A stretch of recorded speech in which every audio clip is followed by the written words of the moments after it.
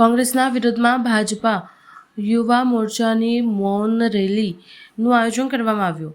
દિલ્હી ખાતે યોજાયેલ AI international સમિટમાં Congress દ્વારા કરવામાં આવેલ કથિત વિરોધ અને ખલેલના પગલે આજે વડોદરા શહેર ભાજપ અને યુવા મોરચા દ્વારા એક વિશાળ મૌન રેલીનું આયોજન કરવામાં આવ્યું હતું.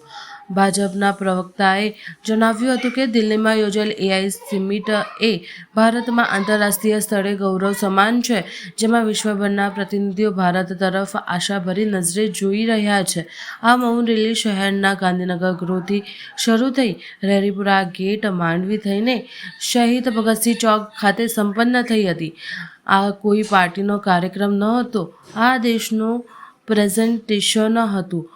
કોંગ્રેસે જે રીતે ખલેલ પહોંચાડીને આંતરરાષ્ટ્રીય સ્તરે ખોટો સંદેશ આપ્યો છે, તેના વિરોધમાં આજે વડોદરાના યુવાનો રસ્તા ઉપર ઉતર્યા છે.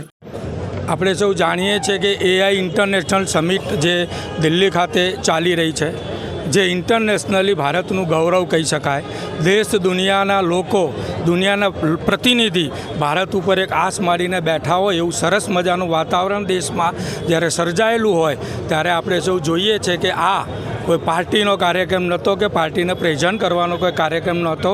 આ દેશનું પ્રેઝન્ટેશન જ્યાં થઈ રહ્યું હોય ત્યારે કોંગ્રેસની હીન માનસિકતા આપણને સૌને દેખાય છે અને જે રીતે એમાં ડિસ્ટર્બ કરીને ઇન્ટરનેશનલી ખોટો મેસેજ આપવા માટેનો પ્રયત્ન કર્યો છે, એના વિરુદ્ધમાં વડોદરા શહેરના તમામ લોકો, ભારતીય જનતા પાર્ટી તેમજ યુવા મોરચાના તમામ કાર્યકર્તાઓ આજે મૌન રેલી સ્વરૂપે જે એનો વિરોધ કરે છે. રેલી અહીં ગાંધીનગર ગૃહથી થઈને લહેરી ગેટ થઈને માંડવી થઈને વળીને પાછું શહીદ ભગતસિંહ ચોક ત્યાંનું પૂર્ણ વિરામ થશે.